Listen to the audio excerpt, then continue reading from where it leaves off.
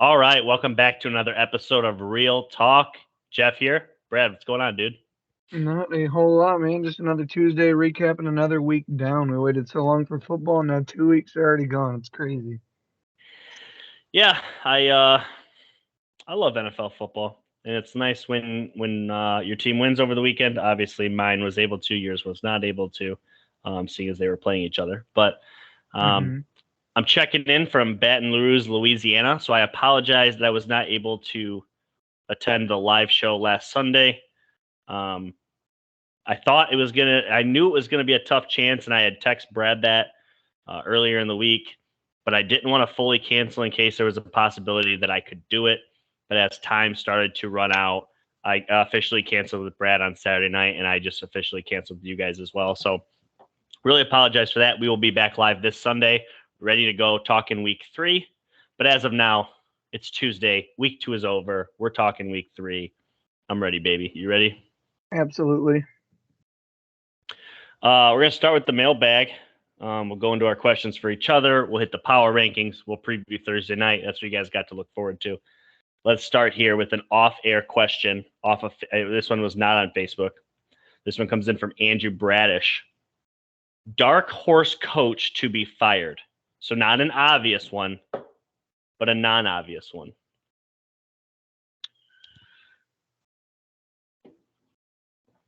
Dark horse. So we're thinking real underdog. I have one. Zach Me to start? Taylor. If it continues to really fall apart with the Bengals, they could look at the head coach. I don't think it will happen, but dark horse. I mean, I don't think it'll be a first-year head coach. Because we're making predictions here, and this is a dark horse. They missed the playoffs. Is he out? I think it'd have to be like fourth in the division, not just miss playoffs. But yeah, maybe. This team went to the Super Bowl, revamped offensive line, and they're already 0-2. Not good. Yeah, I'm going Frank Reich. We're going to talk the Colts here in a second. And a matter of fact, I think it actually makes sense to go into the very next mailbag question. It comes in from Tyler Richardson on Facebook. Are the Colts dead? No, I don't think they're dead. But holy shit. Like, the first week, you let the Texans take you to the limit, and you tie them. And then this week, you again cannot win in Jacksonville. And Jacksonville is a much improved team. We both predicted they would be. I don't think either of us predicted them to be 2-0, let alone the leaders in the division at this point. But what do you think? I'll let you go. Frank Reich, are the Colts dead? I mean, they've been really, really hurt, especially going into week 2, and they've always struggled in Jacksonville for whatever reason. But for them to bring in Carson Wentz because of Frank Reich and him not do well, then I'm sure Frank Reich had a heavy choice in who they brought in with Matt Ryan. And he's got 4 picks and 5 fumbles, I think, through 2 games or something like that. It's just incredible. So I think it is very doom and gloom. They got to figure it out. However, they are not dead because of their division. The Titans are 0-2. The Texans are 0-1-1. The Colts are 0-1-1, and the Jags are 1-1, I believe, right? Or are they 2-0? No, they're 1-1. Yeah, so the division is still open, but not only are they 0-1-1, but they're 0-1-1 in their division. So once they start branching off and playing better teams, how are they going to fare? We'll see. But what is Matt Ryan at this point? 350 in week 1 with 1 touchdown, 1 pick. Week 2, less than 200 yards, no touchdowns, 3 picks. Like, what is he? Now, mind you, Pittman was out week 2, to be fair, because I like to be fair to people. 63 QB rating through 2 games. I got nothing. He's very bad. And we kind of like blamed the Falcons for being bad around him. But is he just like he absolutely cannot exist without elite receivers around him? Is that what he is at this point? He needs elite receivers. I used it as an argument before. I wanted to believe he'd do well in the Colts, but I said he's Andy Dalton with 1 MVP year. But what I've seen from Matt Ryan over the last 2 or 3 years, maybe Andy Dalton's better than Matt Ryan. I mean, I don't Matt know. Ryan and Joe Flacco came into this league together, same draft class, and Flacco was able to win the Super Bowl MVP. Matt Ryan was able to win the regular season MVP. They both had long 10-year tenures or 10-year, tenures with their teams. Matt Ryan much longer than 10 years, but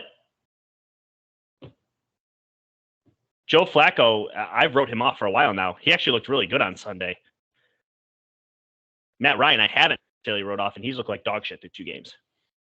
Yeah, and we knew the Colts were lacking weapons on the perimeter, and both of them were out this game. But man, he has no athleticism whatsoever. The line doesn't seem to be as good. Jonathan Taylor hasn't really got it going. There's no weapons, and I mean the deep.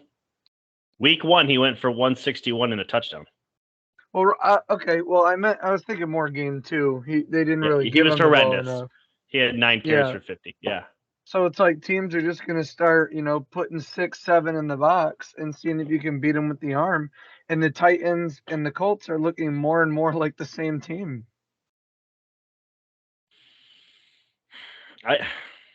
I literally Doug Peterson taking the division.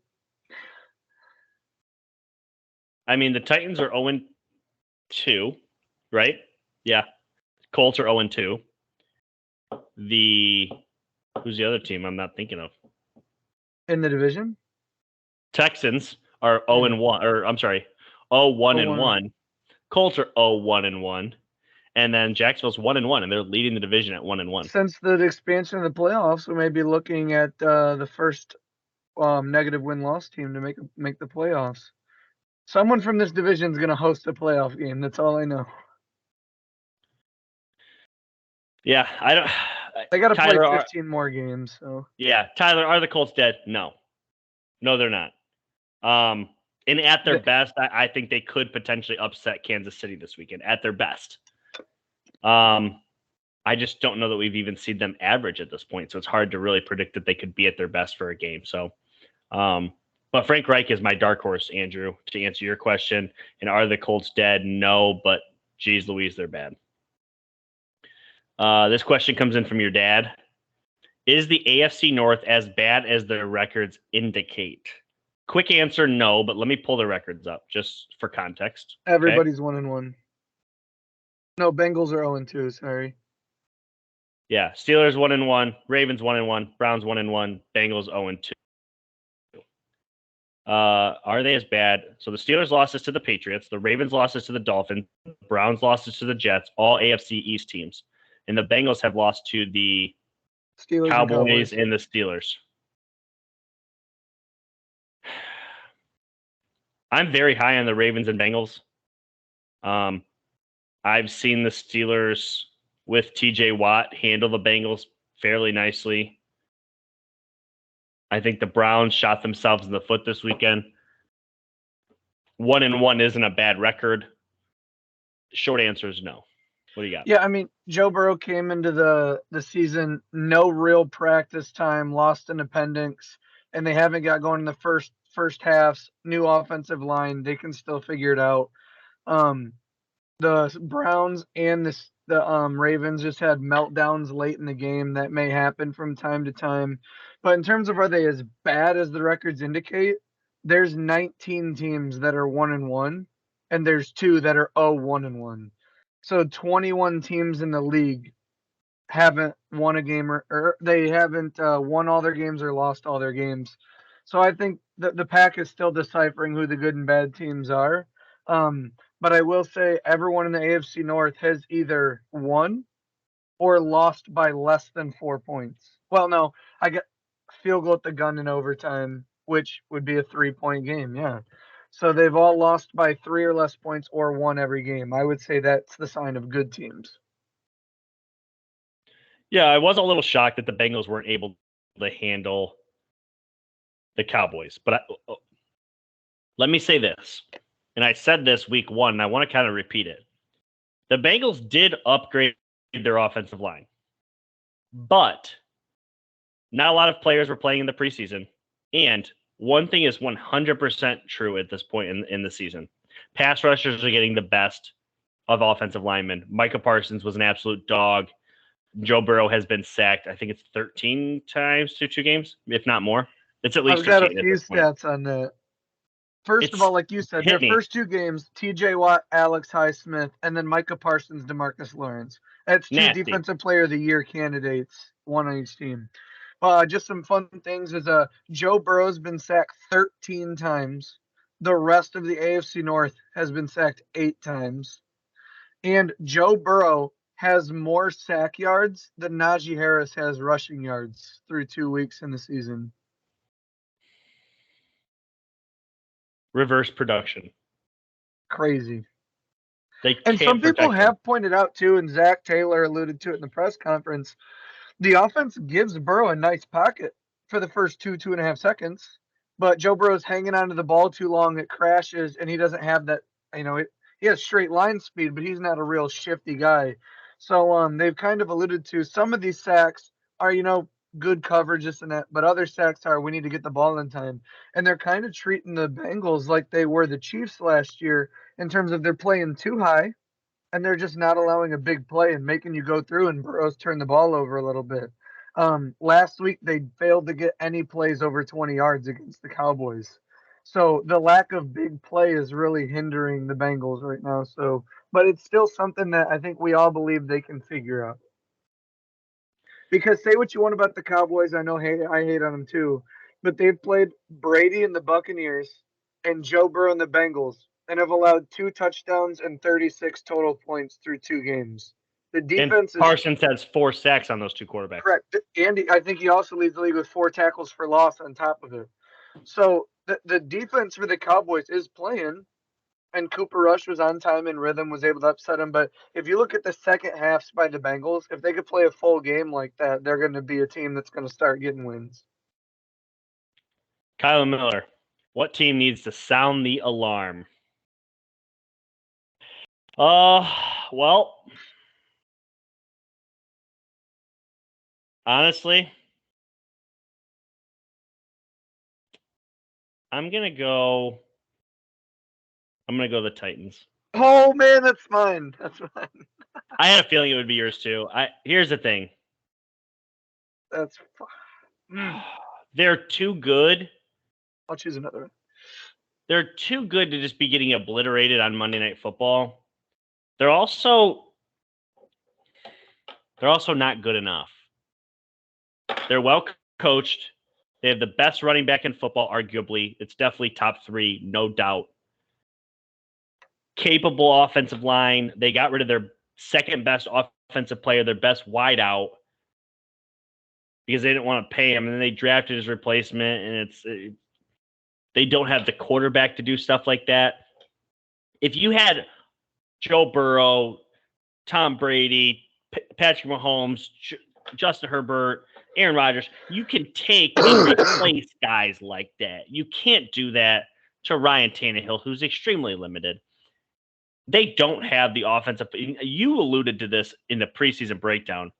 If Derrick Henry gets hurt, this team's horrendous. And even if he's not hurt, they're already going to stack the box because they don't have the offensive skill players to not stack the box. Tell me where they're beating you if Derrick Henry isn't on the field. They're not. And if Henry's on the field, they're going to stack the box because they're not beating anyone else. If Robert Woods is your best receiver, this is not a shot at Bobby Treese. Love him to death. You're average team. You're an average team. And Ryan Tannehill, his flame has run its course. Sound the alarm. And they lost their best pass rusher preseason. 13.5 sacks gone for the year on an ACL. Harold Landry, I think his name was. Yeah, no, you're right. Yeah, that's right. Now they have Bud Dupree, who really only starred next to TJ Watt, and I just don't know what he is at this point. You've agreed with that on multiple occasions. Yeah, I was going to go Titans for all the reasons you mentioned, but I'm going to switch, and I'm going to say the Raiders. Don't. I have to. Don't. I know you were super high on them in the preseason, but a mix of what I've seen from them and the division that they're in. They can still get this thing moving together, but they're deep. They got outscored in the second half in overtime 29-0 against the Cardinals, who struggled to put up 21 until garbage time against their divisional opponents. And in their first game, they played the Chargers and looked outplayed. Derek Carr threw 3 interceptions. They've really got to get it together because this team didn't want to.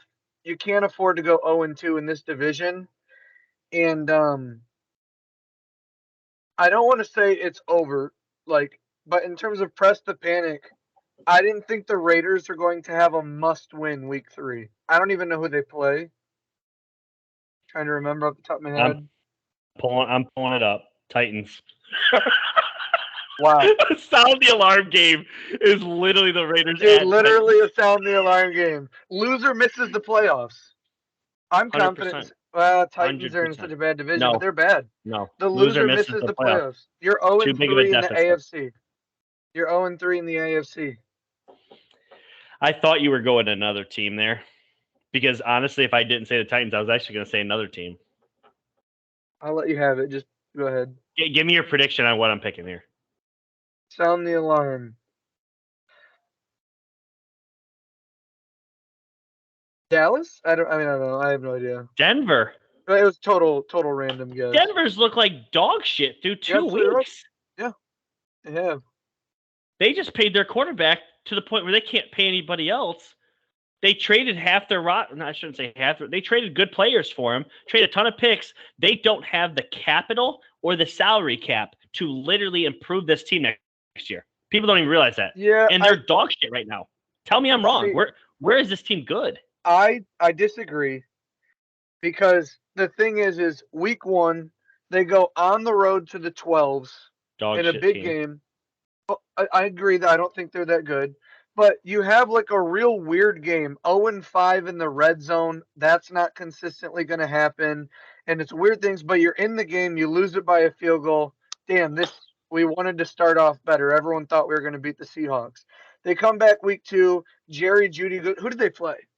I forget. Texans. The Texans dog shit team. I don't know. The Texans looked a little bit better, than we thought they would be. Fair. I know they played 2 teams we think are in the bottom 8 in the league. That's being generous. Bottom 8. It's stacked into 4s. The bottom quarter of the league. But this is a team that has a lot of new parts, a new head coach, a new OC, new quarterback, and the defense. The defense played week 1. They had 2 blown coverages, which that's on them. It happened. But then they play the Texans. Dougie Mills, we kind of like him, and they held them to basically field goals. Was it 9? They held them to 9 points. So 16, I think they eventually got. I think the defense is playing well, and the offense, granted, has to get together. And if they're not careful, they're going to run into a buzzsaw once they start playing these good teams, especially in division. But I don't think they're quite at panic right now. But they are not as good as we thought they'd be. And it's going to have to be better. I don't think they're quite hit the panic button. Sound the alarm, not hit the panic button. There's a difference there, right? Week 3, 49ers at Broncos, Sunday Night Football.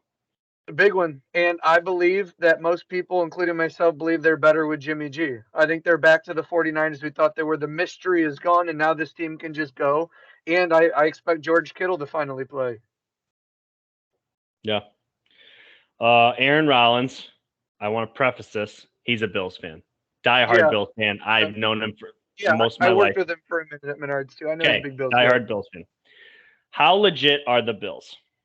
I think this is an easy one. We've talked about this now for 2 years. Yes. Yeah. Yes. Without a doubt. They're not just beating teams, they're mercy-killing teams. They don't care. Yeah. I did hear the start of some 17-0 talk. I think that's a little premature. Get to 10 and we'll talk. I think they tied a record. It's like their 12th consecutive win by double digits. Fun fact. They lost 6 games last year. They lost 6 games last year. But their wins were blowouts. Every single 0-6 in one possession. If they beat you, they destroy you. They don't win close. If it is a close game, they might struggle. They might not win. Matter of fact, they were 0-6 last year. But good luck keeping it close. Yeah. Because at this point, they were without their second best receiver last night. And could you tell? I couldn't tell. Diggs is their first and second best receiver, so I think they're without their third. You better hope Diggs takes Yeah. it. Like, Jesus, Pete. They're ridiculous. Next question. All the way Next, legit, Aaron. yeah. Next question comes in from Aaron Rollins. Which division is tougher, the AFC East or the AFC West?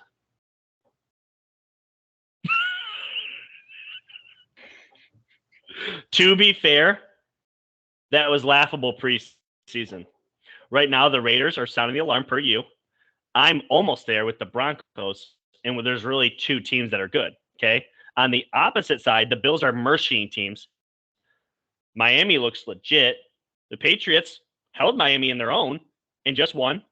And the Jets just beat the Browns. I understand it's laughable. I'm going AFC West here. The question's not as silly as I thought initially. Yeah, no, I was just poking fun, but I believe if it was all mismatched and there was however many 16 different combinations of the West playing the East, I think the West out of 16 would win 9 or 10 of those games. Yeah, I still like the West as of now. Yeah. Could, depending on what happens, I could see the AFC East making remove the AFC South, and that's 3 really good divisions.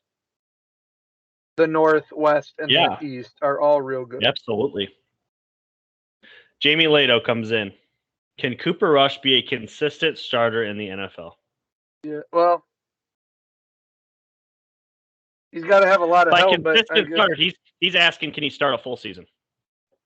Yeah, I mean, from what I've seen from Cooper in his win last season and this season, I mean, is he that much different than maybe a Case Keenum could be? Like, you would think of him as a backup, but if you had to start a whole season with the right team, I mean, he could find a rhythm in some games. Like, I don't think he's a home run, but if you're asking me if he's one of the 64 best quarterbacks from what I've seen, I'd say yeah. So he should definitely be on a roster. And if you had to go with him, I mean, maybe the Cowboys string a few here together and they're like, Dak can go week 5. Let's wait till week 6, and let him make sure that thumb's full health. Like, I don't know.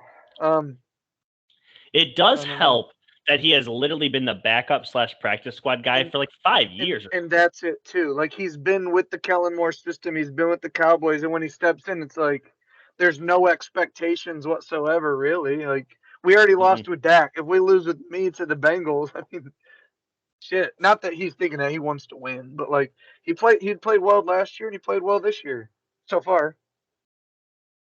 Yeah. That's it for the mailbag. I have some questions for you. I hope you have some questions for me. I got a few questions, a few stats, and fun stuff. Okay. Go ahead and start because I got to write something down real quick. Okay. You just want some like stat questions and stuff real quick? Hit me with whatever you got. Which team through 2 weeks has the fewest passing attempts? Ooh, I love this. Not close, by the way.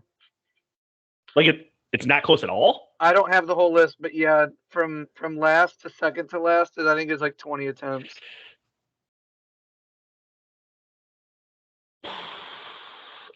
I'm going on a limb. Falcons? The 1-1 Chicago Bears have passed the ball 28 times through 2 games, completing 15 for only 191 yards. Remember, they had the really big rain game versus the 49ers. Yep. I may have seen this one. Who has the fewest points in the NFL through 2 weeks?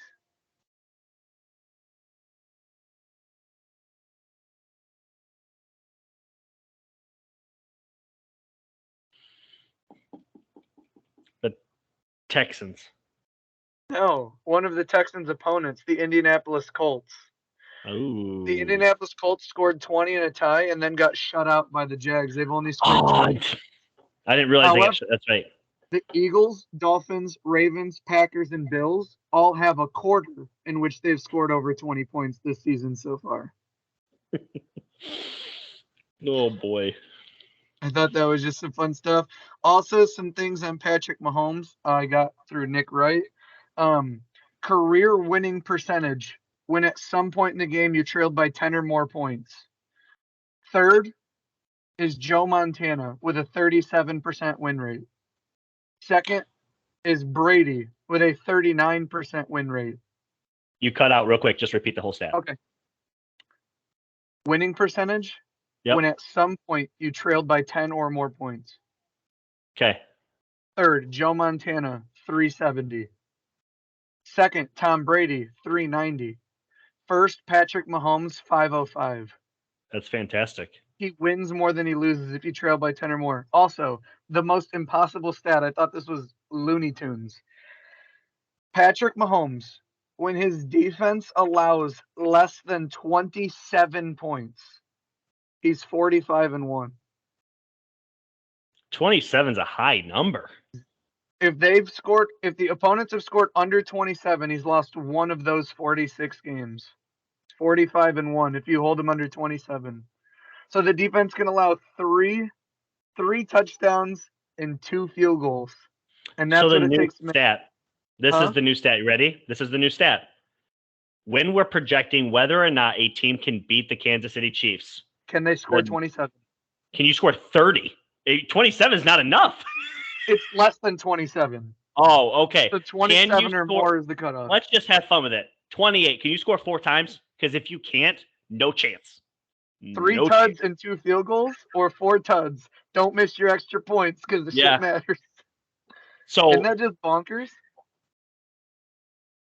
Bonkers, dude. It's just crazy. You have no chance to win if you get up by 10 or more. It doesn't matter. You still have to score over 27 because he's getting to 27. He's getting to 27. It's bonkers, dude. Wild. And you could say it's drop picks, pick sixes, defense, this and that.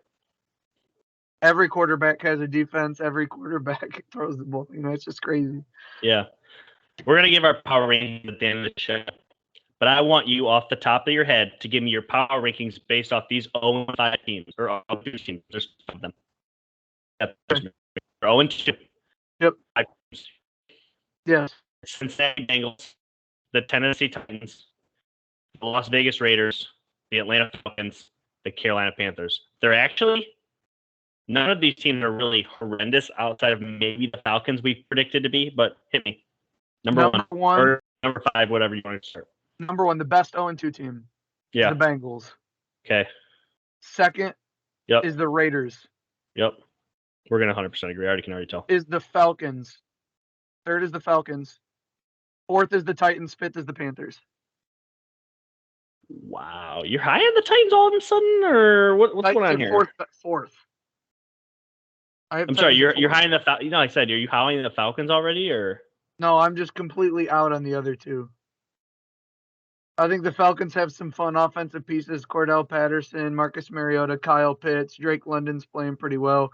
They put up a lot of points on the Rams, and they I forget what they did week 1. I forget what their opponents was. I'm out on the other two more. It's not like I'm high in the I like the 2 first ones, Bengals, Raiders. They're actually teams I believe in. The other 3 are dead. It's just if I'm gonna rank them. Yeah. It's fun that we get to see the Falcons play the Panthers twice, but I'm just out on Tannehill. Malik Willis isn't good. The O-line, Taylor Lewan went down. Derrick Henry gets the ball, and it seems like he can only run in a straight line up to the line of scrimmage, and the line's getting blown up. Yeah. Next question.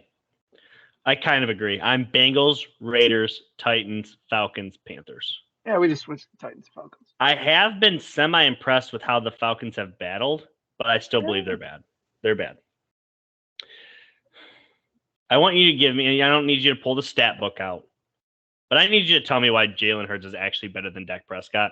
And I'm going to give you a very short answer as to why I think you're wrong. Dak Prescott's been in the league a long time.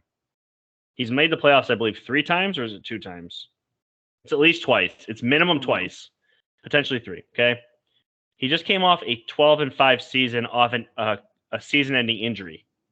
Okay, so he had a season-ending injury, came back and went 12-5. I understand the division's not very good, but 2 of those wins were against Jalen Hurts. Okay. Mm-hmm. And they went and traded his favorite wide receiver. The statistics show it was his favorite wide receiver. He's getting back to where he is. But when his season went down 2 years ago, he was leading the league in pretty much every passing category there is. With that being said, how is Jalen Hurts better than Dak at this point? So I don't think it's miles ahead. But I think both of these teams or both these players have been elevated by the teams around them. I don't think they can drag a bad franchise. I I would think agree. Jalen Hurts, I mean, made it to the playoffs, but they lost to every playoff team they played. And Dak, I think it's been a great. I feel like he's always had weapons. So He has. Dak has always had a clean pocket, and I just look at Jalen Hurts was higher recruited out of high school. I thought he was way better in college. And then when he got to the pros, he played well even before his team around him really improved. I think Dak was a product of sitting behind Tony Romo and then getting Jason Witten, then having Des Bryant, and then it went to Amari Cooper and then CeeDee Lamb and having a top O line the first 3 years. He had Zeke. He's just always had so many weapons that I just thought that like a lot of his passing yards were even in garbage time. I think Dak may be a better pure thrower, not by a ton, but a better thrower. As to where Jalen does it unique, he's more of like he puts up similar numbers to Lamar in terms of the all-purpose yards. Like I don't know where Jalen Hurts is in the passing rankings, but through 2 weeks he's number 2 in total yards, passing and rushing by any quarterback. He's only behind Tua, who threw for like 30,000 yards last game against the Ravens. Yeah. Um, Like I just think 469. I just think Dak, even with all the help, I just think his numbers are so poor without Amari Cooper that that's really what's done it. And I guess you could say the same thing. Jalen Hurts has been average, and now he has AJ Brown, and boom, his numbers go up. So I think they're extremely similar. I just think Jalen Hurts, if you said we don't know what the team is, here's a ball. Jalen Hurts has more ways to be a factor against the defense than Dak Prescott does. And Jalen Hurts is going into year 3, starting what 2.5 seasons. This is his second full season as a starter. Dak, I think, is 7 years in the league. So I'm saying by the time Jalen hits year 6 or 7, I think he will be a much bigger problem than Dak was at the same time. I don't So want I to guess sit you're here and be kind of like almost Dak's predicting it, but 20th and Jalen Hurts is the ninth best quarter. It's not that yeah. far. I think in my rankings I had him 16 and 14 with someone sandwiched in between. I don't remember. They're I think they're really close. I think their best quality is their leadership and their mobility helps their passing. Both of them, I mean, when Dak was doing well and now when Jalen is, they tremendous offensive lines, decent running game, good number one receiver. So I mean, they're really similar. It's also another way for me to poke fun at Cowboys fans too. I think they're really close. I just obviously, if you're a listener here, you've kind of heard us baffle back and forth about this now for a couple of months. I just don't agree. I mean, his first season was in the COVID year, so there's no fans in the crowd, and I forget how many games he played, but he had 1,000 yards passing, 6 passing touchdowns, 4 picks, and obviously he brings a rushing element. I don't have those numbers in front of me, but like we're talking quarterbacks here. We're not talking necessarily playmakers, and obviously Lamar is kind of the same way. The second year, as a full year starter, he did make the playoffs. I want to add, okay, the Philadelphia Eagles did make the playoffs last, didn't they? Yep, they were the Yeah, seventh seed. they made the playoffs last Ran year. into Tampa. 3,000 yards, 16 touchdowns, 9 picks at 87 QB rating. Not tremendous. I mean, Dak was really good last year. His numbers were way better than those. Now, mind you, I think he rushed for 800 yards. Again, I don't have it in front of me. It was But like 30 total touchdowns and like 14 total turnovers. If you count fumbles, picks, rushing, and passing touchdowns, it was like 30 and 14. and then through 2 weeks this year, 576 passing, 1 touchdown, 1 pick. And again, I think he might have 4 rushing touchdowns. He's got a ton of rushing I touchdowns. think it's similar though. It's like, so this year you're like, all right, is CD a 1? Great in college. Is he going to be a 1? And Uh-huh. on the Eagles last year, is Devontae Smith a 1? Now Dak's second receiver, because Michael Gallup's hurt. Let's just say it's Michael Gallup. Well, last year, Jalen Hurts had Jalen Rager. Like Dallas Goedert, Dalton Schultz, pretty similar. Miles Sanders on a contract year, Zeke deteriorating. What's going on? Offensive line hurt, offensive line hurt. Now he loses Amari and Cedric Wilson. They get rid of Jalen Rager, add AJ Brown and this Quez Watkins guy. And it's almost like from last year's Cowboys and Eagles, they've almost like flipped the advantages on their offense. And now Jalen Hurts is becoming that guy where at least through one game it looked like Dak was going to regress. He got hurt and he's playing Tampa's defense. Do we know? We don't. But I just think these guys are guys who when having the right weapons can really utilize it. Again, though, I think when you talk about playmakers, they're not too reliable on their feet, but Jalen Hurts, they really do lean into his running game. But I Mm-hmm. think he can throw just fine. He had a throw, holding got it called back, where he was rolling left yesterday and threw it like kind of like sideways down the left sideline toe tap. He doesn't miss the open throws. He had one through two linebackers in the middle of the field. Like, I just think his throwing is there, and he creates such a mismatch with his running that I think total yards, total touchdowns, I don't know, in a year or two, I think we'll be looking back and saying you'd rather have Jalen. But, like, again, if we were to do a tier structure, Dak and Jalen would land in the same tier. I don't think they're that far away from each other. But again, it's another reason for me to say, hey, look what I said about the Eagles before the season. And hey, look what I said about the Cowboys before the season. And through 1 week and almost two, Cooper Rush ended up pulling it off. But another way for me to be like, hey, guys, I might have been onto something. What team has totally risen above your expectations?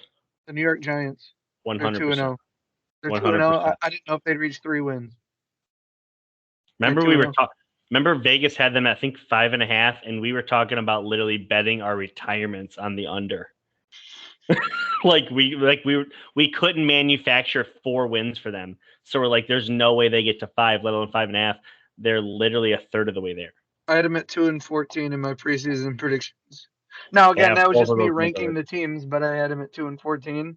They'd have to lose out. And also, it's funny that I was so low on them when I was like, Brian Dable with the Bills did okay, and I picked Saquon for all those things, Yeah, but they're actually like happening. And I don't know if we saw the Titans being as bad as they were because they exposed them in week 1. Then they came in week 2 yeah. and they got out to a lead. Was it over Washington? Oh, that was the Lions. They were back and Week forth with 2 was somebody. against This Panthers. The Panthers, Panthers. yeah. So, and I'm out on the Panthers. I picked the Giants in our pick'ems win. I think a lot of people did after week 1. So, Listen to this, and we did this last week, but I'm going to do it again. They host Cooper Rush and the Cowboys on Monday night this week. I like them in that game. At least they have a chance. absolutely. Week 4, they host the Chicago Bears 1:00. They definitely have a chance in that game. They could be 4-0. They could be the last undefeated team in the league, and people would be laughing, but it's totally on the table. Then they're at the Packers. They host the Ravens, at the Jags, at the Seahawks, at versus the Texans. Winnable games in there, man. Where they could easily be 7-2. The only thing is the 6-3. Eagles have a really easy schedule too. That's another reason why I picked them to be so high on the list. Yeah. I don't know if they can win the division, but and to trying to change gears, I don't know if it's way over. But I said after week 1, a lot of people said, Brad, the Eagles only won by 3 against the Lions, and I was like, this could be more of a hey, look at the Lions more than a wow, the Eagles aren't as high. And then the Lions came out and put a hurting early, kind of let off the gas there late. Be careful, Lions, but put a hurting on Washington. That's a team that I was like could double their wins 7-10. Could the Lions maybe be eyeing down maybe a 10-win season? I mean, they could lose 7, and I mean, I just think that the Packers, I'm not super sold on them, but they looked good last week. The Bears, they're not passing the ball, and their defense is limited. You know, the Vikings, if they catch them in prime time, they got a good chance. But Yeah, so no, you're right. I just think the Lions. I, The I Lions was don't have a single primetime game. All their games are played at 1:00 this year. except if you want to count Thanksgiving against the Thanksgiving. Bills, It's but played at they're not winning 11. that one. Yeah, but when you talk about them coming out and dropping 35 against the Eagles, I thought that was impressive because the Eagles turned Yeah. around and held the Vikings to 7. Yeah. So I got 2 popular topics, and then we'll go to our power rankings. You ready?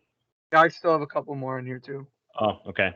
This has been a popular topic over the last since Sunday when it was broken, I believe, by either Rappaport or Scheffler. Tom Brady, veteran day off on Wednesday. Opinions? None. If I have to say an opinion, I read it and was like, the first thing that came to my head, I saw it and that just naturally makes sense and just kept scrolling. Makes sense. It's fucking Wednesday. What are we doing? Everybody has an opinion on this, and obviously, like, I commented on the actual post, and I typically don't comment on things like that because they get flooded with just idiots on Facebook. A lot of times I'll quote tweet instead. I won't actually comment on stuff on Facebook, but I did on this one, and I was the very first comment, at least when I commented. I'm sure there was 100 at posted at the same time, but I said, he's the greatest to ever do it. He deserves it. And that's all I said. And I get 100 comments. Dude. Literally everybody's commenting on it. And like, I'm not responding to any of them because I don't have the time.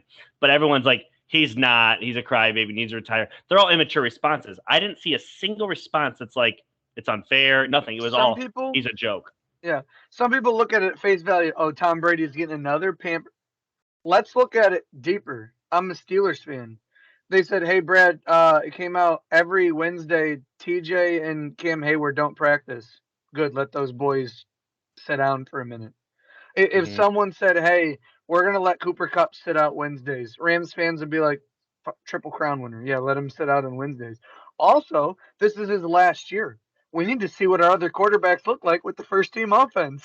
Because if they don't look good, and every Wednesday, Kyle Trask, if Gabbard's still there, I don't even know who's on the roster. They know it's their day to get reps and see who's going to maybe have a chance or if they need to draft the guy. So, like I said, I seen it and immediately I thought makes sense, and it already had the next post up on my phone. Like, it didn't even.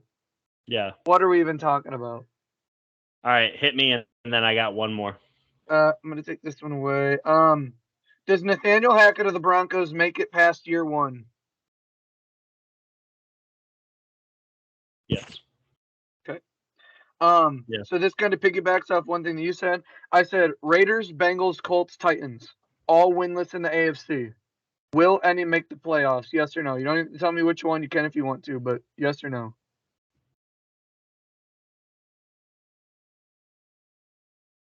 Titans 100% have a shot. I would see if they do, the Colts do as well, since it's that division. Yeah, both. The Bengals and the Raiders are the exact same team, in my opinion. 100% can make the playoffs. Yeah, they can string off 10 in a row. The thing is like the Raiders, I compared them to the Bengals last year, and I missed a significant component.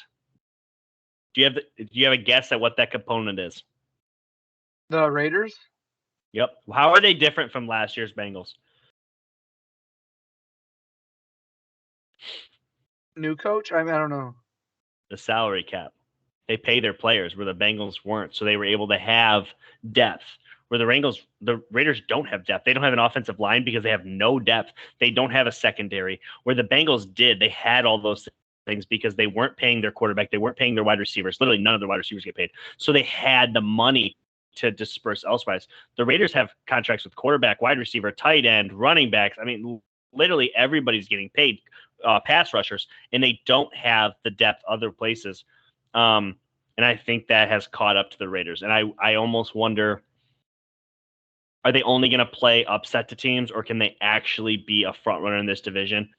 Time will tell. As of right now, it doesn't look like it. But at the same time, they've played Patrick Mahomes and they've played Kyler Murray. I'm sorry, not Patrick Mahomes. They played Justin Herbert and Kyler Murray. Herbert just missed the playoffs, and Kyler Murray made the playoffs and was tremendous through the first 10 weeks of the season last year. So I'm going to pump the brakes a little bit. I did say before the season started, the Raiders had a tough 5, and they week 3, I believe they play another right? Didn't we say that? Titans already. Week 3, they're playing the Titans in week 3 because it was an alarm game and it's literally playing each other. So totally winnable, but it is on the road. Raiders are favored as of now. So, do you have another question for me? 2 quick ones. 19 1-1 teams, 2 0-1-1 teams. So we touched on that. 21 teams basically. Is this the most even through 2 weeks you can remember the NFL? I've said this so many times. I'm not going to overreact to wins and losses all the time because the league is so freaking competitive. Like, and I kind of gave you shit from your preseason schedule predictions because I said you were too top heavy, too bottom heavy, and I kind of gave you the statistics as to where they fell last year. I just think the league is too balanced right now to have teams lose so many games and win so many games. Their teams are tough outs, man. I mean, The Bengals made the Super Bowl last year. They're 0-2. The worst team in the league, what we predicted to be either the Giants, the Bears, the Texans. Now the Texans don't have a win, but they were 0-1. They tied. You know what I mean? Yeah. And the Bears won, and the Giants are 2-0. So I just think that this, yes, to answer your question, yes, this league is so freaking competitive, and that's why, like, as down as I am about, like, I'm gonna bring New England up for a quick second. As down as I am about New England's offense and stuff, they just have such an opportunity to win games because this league is top to bottom is so even. I think the best teams, yeah, they might win 14 games, but there's a shit ton of teams that are going to be between that 8 to 11 range, and if you can be in that range, you have a shot. So. And my last question was thoughts on Monday night doubleheaders.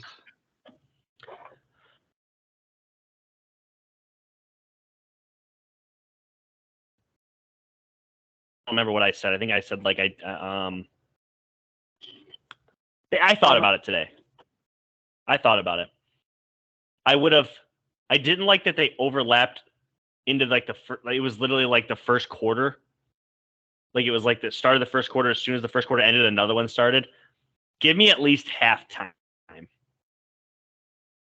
I didn't like that. That's the one thing. But I will say, now that I've processed it today, yes, I did like the doubleheader.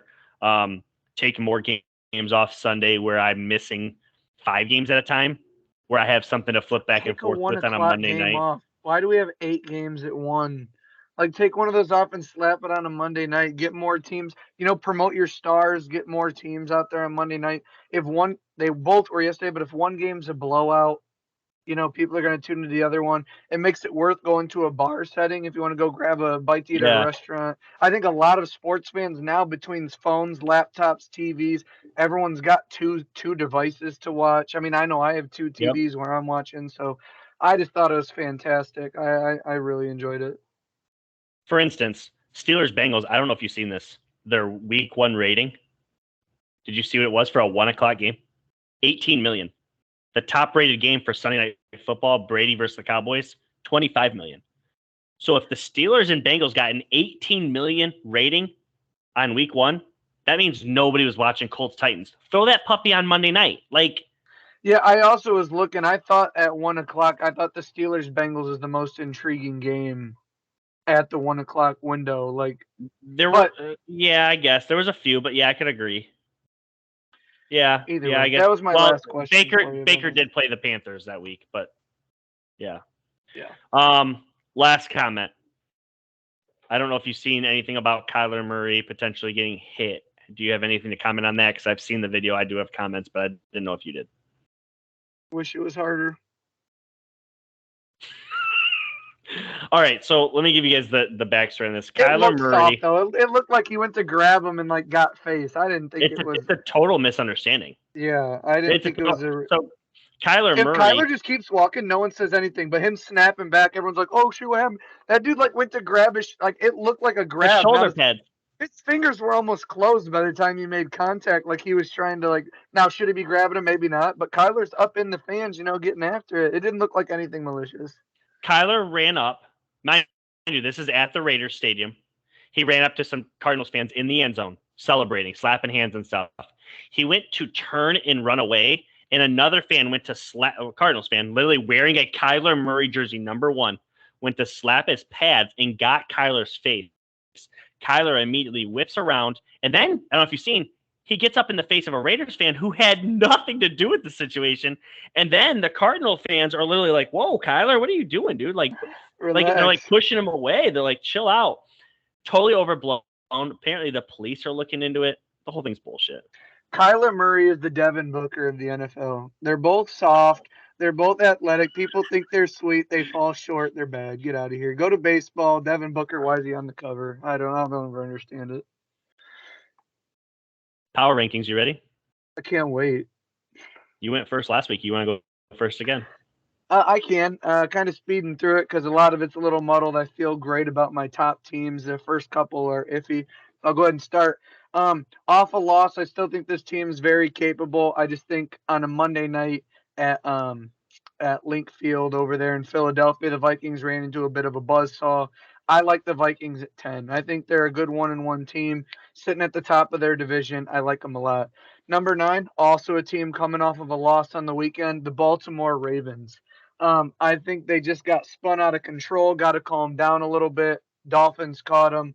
I like the Ravens a lot. Lamar Jackson produced great numbers, but they got to close out a game. Number 8, Green Bay Packers. I know their wide receivers seem a little iffy, but the way they're using their 2 running back system, Aaron Jones and AJ Dillon, I still think with Aaron Rodgers, this offense is going to find a group, and their defense really started to click in week 2. I like them a lot. Number 7, number 7, I have the Los Angeles Rams. Um, they lost to both of our number 1 team, the Bills. They got beat. But week 2, they came back and won. I know people are going to say it was close against the Falcons. It was 28-3, and the team started coasting. Should they do that? No. Matt Stafford's got to clean up his turnovers. But top to bottom, they have too many stars. This team is going to be too good. Number 7. Number 6, the Miami Dolphins, man, what they were able to do, especially in that fourth quarter. Tyreek Hill and Jalen Waddle are 1 and 3 on the receiving list, with Diggs right there smacked in the middle of them. I love what I'm seeing from Tua, and the defense is playing really well. Love Mike McDaniel, what he's done. Dolphins. Number 5, Tampa. They're hurt on the offensive line. They're hurt at wide receiver. They're playing their kryptonite, but they have Brady. They're 2-0. I like the Tampa Bay Buccaneers, but I have them at 5 simply because how banged up they are, and 5 and 4 is simply interchangeable for me. Um, Tampa, I have at number 5, but number 4, I have the Chargers. They lost to the Chiefs on, one play changed the entire game. I think they were the better team, but the Chargers, what else is there to say? The best tandem pass rushers in the league. Derwin James suplexing guys. Patrick Mahomes, Justin Herbert. It was a great game. Separated by 3 points. Chargers at 3. I'm gonna have the Chargers at 4. Excuse me. Eagles at number 3. They were my preseason top dog. They're still here. They are number 1 in offensive yards per game. They just put the Vikings away. They went on the road to a packed, standing only, gritty place up at Ford Field, as most people are trying to tell me, and they got to win. Lions look good. Eagles at 3. Chiefs at number 2. Patrick Mahomes, in my opinion, the best quarterback in the NFL right now. He's playing really well. You could say he got bailed out against the Chargers. That's fine. But the Chiefs score. And at the end of the day, Andy Reid, Patrick Mahomes, head coach, quarterback, maybe the best combo right now in the NFL with those two. Number 1's Bills. Nothing to say about it. Go ahead. Bills have outscored their opponents 72-17, I think.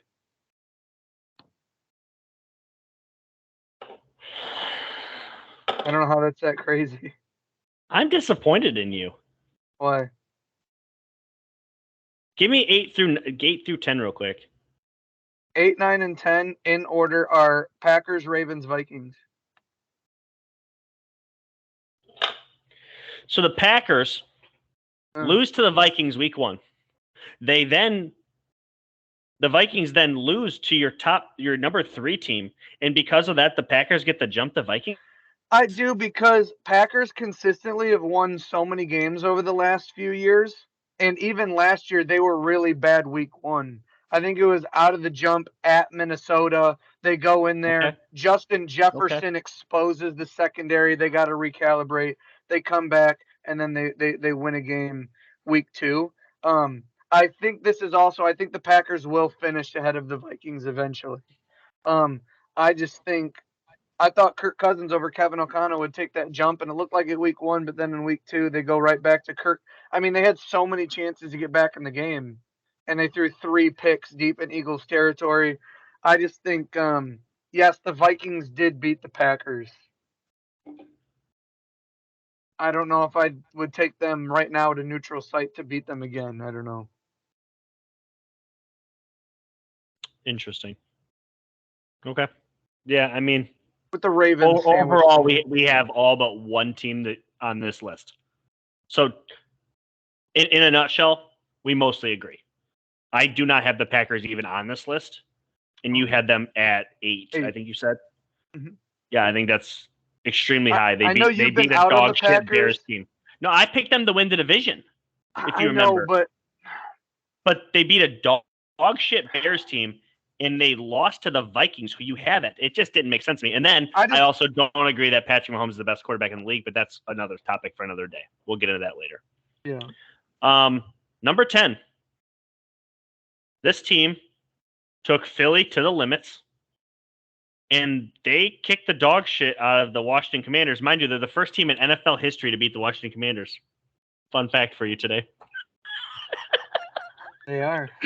So I got the Lions at 10. From what I've seen, Jared Goff looked tremendous with these weapons. I know it's Washington, and I'm not high on Washington, but I do have them as a mid-pack team somewhere in the 5 to 8 win range.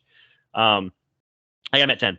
Vikings down to 9, only because everybody above them I would take to beat them in a primetime game. 1 o'clock, they're as good as anyone. So Vikings at 9. 8, Rams. Rams got obliterated by my number 1 team. Spoiler alert. But ultimately came back and did exactly what I thought they would do. They'd obliterated the Falcons. Let them come back, as you alluded to, but nothing big there. Number 7, the Ravens. I did drop them down. They had the game all but one, and I'm not really quite sure what happened besides Tyreek Hill was very fast and hard to cover, and there's a lot of teams that struggle with that, and I'm not going to kill the Ravens. I have them at 7. Slightly above them, the Miami Dolphins. A team that I thought was really good defensively, but they allowed Lamar Jackson to absolutely own them for 3 quarters until they owned the Ravens right back. I think that's a coin flip game. If that game happened again today, I think the Ravens could win it. I mean, it was definitely a all over the place game. One of the games of the year, I think, ultimately. And those teams are neck and neck. 5, I dropped them down, but not a ton. The Chargers. One of the problems I have with Kansas City is Justin Herbert literally handed them the game with a pick 6 late in this game. Otherwise, we might be talking about the Chargers as the number 2 on this rankings list. So I dropped them, but not a ton.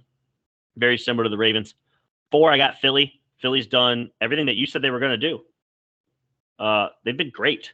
Up front, they're dominant. They score a ton of points. What they did to Justin Jefferson last night was brutal. What they did to Kirk Cousins last night was typical. But what they're able to do to everybody is not something I thought Philly was able to do.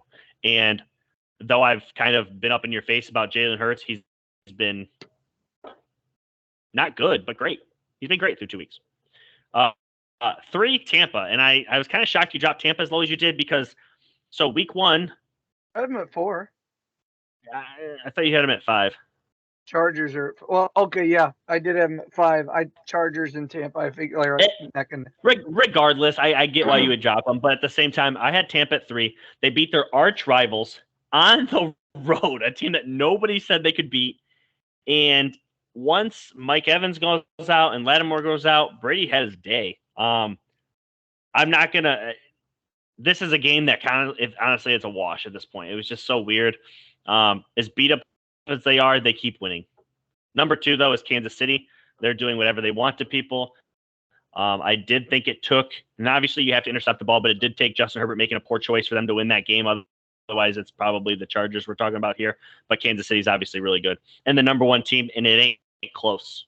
As of right now, what I've seen the Bills do is they obliterated the Super Bowl champions, and they obliterated the AFC number 1 seed from last year. I don't even know who they play this week, but look the F out because Dolphins. They're probably wowzers in Miami. In Miami, they're currently favored at 5.5. That's fun. Who's your 6th team? Number 6 for me was the Dolphins. And who was we 7? We had them duds, the Ravens, slightly behind them. Okay, we had our top 6 the same though, and like I said, the beginning I knew was he would. Iffy, I knew he would. But the top 6, we all like the top. The only beef I had was your placing of the Packers. I think is completely. As of right now, there's no justification for it in my opinion. I think that they 10, beat the 10. I wouldn't have said a word. I just think they beat the brakes off the Bears, which the 49ers lost to them. I get the whole situation, all that. I just think that they took game 1 and had a lot of problems with their wide receivers. Game 2, they got Lazard back and figured out how to work both running backs in a lot and use those weapons. And they kind of just I don't know. They made a bad team look bad, and I know I'm big on that. Yeah, you are. You are definitely big on that. But basically, it's the exact same top 9. I dropped the Steelers out and threw in the Lions. Yep. Yep. Speaking of Steelers, Thursday night football, Steelers at the Browns. This is a Prime Video exclusive. Again, I know we talked about this last Thursday for the Chargers and Chiefs game. If you did not watch that game and you have not gotten Prime yet, unfortunately, you won't be watching this one either. Prime Video, though, Steelers Browns. You're a Steeler fan. I'll let you take this one away. I mean, the Browns' offense has looked a little bit more consistent with their running game, and their defense has been playing well. The Steelers' defense can't get a pass rush going without T.J. Watt. They've got to send 5 or 6. However, I don't think Jacoby Brissett's anything to be scared about. However, with the offensive line of the Steelers, the lack of running game, and the bad play calling, it's going to be hard for me to think that the Steelers are going to be able to go into Cleveland and win this game. I think they can, but I think if I had to pick, I'd take the Browns. Play calling's been horrendous. Najee Harris, like I said, Joe Burrow has more sack yards and Najee has rushing yards. Offensive line looks bad. We won't throw the ball down the field. Matt Canada's play calling it's just so cowardly. Like, I think they're so scared of, they think their quarterback's limited and they're afraid to find out if he is or not. It seems like it's real weird, but this is two teams that are very mysterious, I think. I do have a couple of questions. First off, the Browns are favored by 4.5 on Thursday night, for those who don't know. Both teams 1-1 coming into the game. Is this a game we might see Kenny Pickett? Or do you think as of right now that's not even... I think Tomlin has to take the Trubisky train so far and so broken, because the last thing he can do is put Kenny in and then have to take Kenny out and go back to Trubisky. You have to reach a point to where when Kenny Pickett comes in, Trubisky is 100% the backup in the rest of his tenure as a Pittsburgh Steeler. Also, since TJ Watt was drafted in the first round of 2017, in games where he doesn't play a snap, Steelers are 0-5. Tough. That's tough. And games that he doesn't finish that he started, I think we're like 2-8 or something like that. Jeez. So the chances of you winning a game without TJ Watt drop through the floor. Because TJ demands a double team, if not a chip on top of it. Yeah. And that allows Cameron Hayward to be in single. And if they try and double him, I mean, it just creates so many problems. And then our secondary starts to look better and we can afford our offense chances. However, if we can't afford our offense those chances, it's too hard to sustain a drive. We're last in nearly every offensive category. And hopefully, I mean, we haven't drafted a first-round offensive lineman since David DeCastro, and it's really showing. Second question I have is George Pickens. Yeah. Preseason dog, training camp dog. You hear about him constantly, and he is a ghost in the regular season. What do you think for that? They don't call plays for him, and he was a monster because Kenny Pickett likes him. Trubisky likes Deontay Johnson. And don't worry, we'll throw in a Chase Claypool end around every once in a while. You seem frustrated right now. Chase Claypool led our team in rushing in game 1, and we have Najee Harris. So I've seen that. Yeah. It's just tough. I thought there would be more options. I thought there would be more bootlegs. I thought there'd be more movement. I thought there'd be more down the field. And it seems like we just have a less experienced Ben. Like Chase Claypool, Deontay Johnson, Mitch Trubisky, all in the post game in the locker room when asked about the game, basically took subtle shots at Matt Canada. Like they asked Deontay, and he's like, all we can do is he's like, we're not getting the right play calls to move the ball down the field. He was pretty blunt because he just got his contract. Chase Claypool's like, look, all we can do is try our best to execute the plays that are called in. And then Mitch was like, all I can do is execute the play that's gone on my helmet. We're still working on when I'm allowed to audible out of plays. That doesn't sound great. Yeah, it's tough. So a mix of play, like people are going to say Mitch looks so bad. Well, they're running all these quick routes instead of, bootlegging and try screens to get Najee involved and this and that. The O-line needs help. Pat Freiermuth has been a lovely lovely second year bump. But yeah, I think he's thrown one ball to Pickens. It was down the sideline and it landed out of bounds. So Pickens just ain't getting the looks. Yeah, I just as far as like the check down stuff, because I've watched most of the game, if not all the game on Sunday, and the one gripe I have is like it seems like Mitch was checking it down a ton. And one thing I was reading online from other Steeler fans and stuff is they were saying that Matt Canada's offense has built-in checkdowns on every play, and maybe Mitch just isn't taking the opportunities that could potentially be there.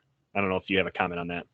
I mean, maybe not. I mean, there is a point to where like Mitch isn't a world beater quarterback. I mean, we all know that, but him being serviceable, like talk about Jalen Hurts, and I'm not saying he's going to produce like that, but the Eagles are leaning into what Jalen Hurts does well.